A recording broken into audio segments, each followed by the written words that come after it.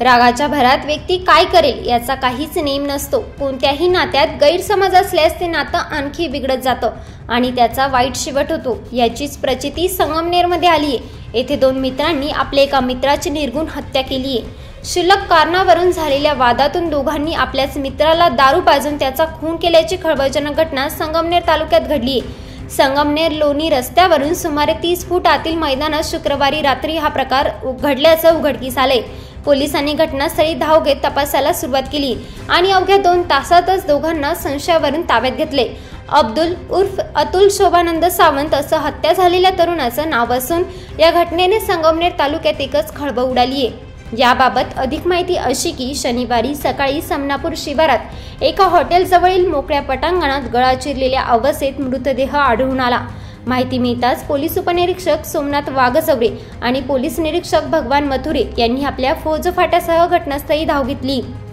सदर व्यक्तीची हत्या करण्यात आल्याचं प्रथमदर्शींच्या निदर्शनास येताच पोलिसांनी तातडीने तपास सुरू केला। घटनास्थळावरून बिअरच्या 3 बाटल्या, काडी पेटी, चप्पल यांसह झटापट झाल्याच्या खुणा दिसून येत होत्या। मृतदेहापासून काही अंतरावरच मयताचा गळा चिरण्यासाठी वापरण्यात आलेला चाकूही आढळून आला। घटनास्थळावर सापडलेल्या बिअरच्या बाटल्या कोठून आल्या याचा तपास करून पोलिसांनी अवघ्या तासभरातच आरोपींची ओळख पटविली।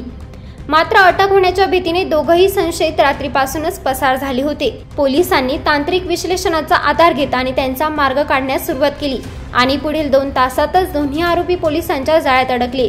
हत्या करणारे दोन्ही आरोपी आणि मयत एका समाजाचे आणि नेहमी सोबत राहणारे होते।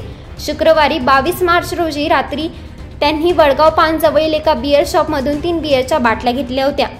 तिघांनीही समनापूर शिवारात एका हॉटेल जवळील मोकळ्या पटांगणात बसून त्या रिकाम्या केल्या आणि त्यानंतर त्यांच्यात वाद सुरू झाले।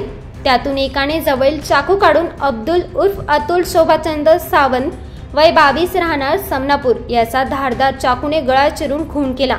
घटनेनंतर दोघेही आरोपी तेथून पसार झाले होते। त्यांनी ताब्यात घेतल्यानंतर मिळालेल्या प्राथमिक माहितीनुसार या घटनेमागे नाजूक कारण असल्याची शक्यता आहे। पोलीस या घटनेचा अधिक तपास करत असून हत्येच्या घटनेने संगमनेर तालुक्यात एकच खळबळ उडाली आहे। ब्युरो रिपोर्ट, सप्रेम मराठी।